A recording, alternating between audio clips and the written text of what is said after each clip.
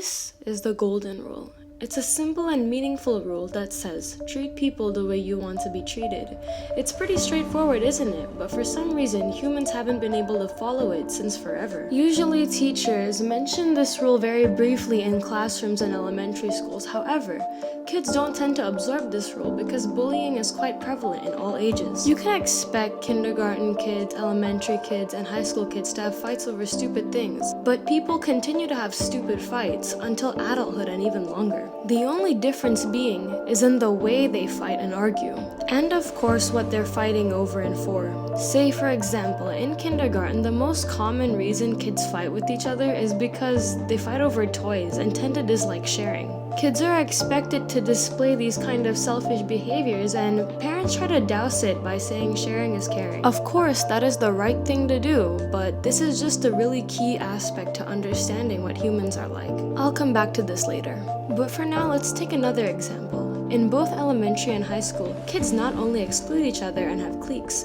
they also spread negativity about others if they feel like it. Kids like to have groups and take part in excluding other kids. This is a prime example of something called power imbalance. You could assume that adults don't display this kind of behavior, but quite honestly, it's still pretty prevalent in adults. In fact, it's always quite prevalent in all people. All of these negative traits that people tend to have are very useful tools in things like politics and war. I'm going to list a few events that have taken place throughout our history. The 100 Years' War, the 7 Years' War, the American Revolutionary War, the Napoleonic Wars, the American Civil War, World War I, World War II, the colonization of India, North and South America, Oceania, Asia, the Middle East, and more, the American slave trade, the cultural assimilation of Native Americans, and I could go on and on.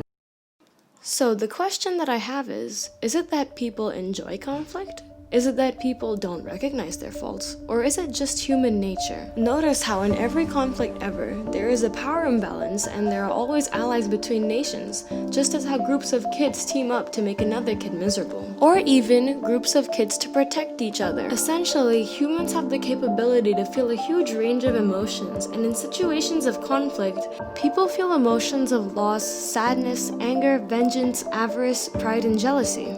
These emotions channel energy in a negative way which ruins connections with people. A wise man once said, "When the power of love overcomes the love for power, the world will know peace." To me, this just means that we worry too much and give in to greed for land, territory, and resources. The issue lies in the fact that we have made the system over decades in such a way that countries will continue to disagree and fight with each other, whether it be trading or export tariffs or unions that have ulterior motives. We have also fought and mistreated each other on trivial things like the melanin in our skin, where we're from, and the religion we practice, and so forth. Often, these things are tools for the people in power to control all the money in the world. Sure, what's right and what is wrong depends on one's perspective, but we can all agree that there is some basis to what is evil and corrupt. Now, you might be thinking, the world runs on imbalance. We live in a material society. And you know what? You're not wrong at all. Our society has always had imbalance, the poor and the rich, the gifted and the not gifted.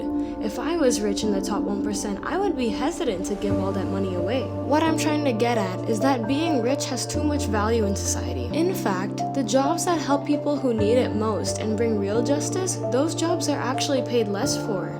A criminal lawyer who defends individuals, organizations, and companies that face criminal charges, whether falsely accused or not, is paid much less compared to an intellectual property lawyer. The problem lies in the fact that the values on these jobs don't have values based on the justice served, but more what they deem as important work. But that is exactly why we need countries to put more importance to good morals in their school syllabuses from an early start. And then kids will learn and build on the new norm of treat people how they want to be treated. Humans are humans. As cheesy as it sounds, it's a fact that we are all flesh and blood. We don't necessarily have to love each other, but the least we could do is coexist without killing each other.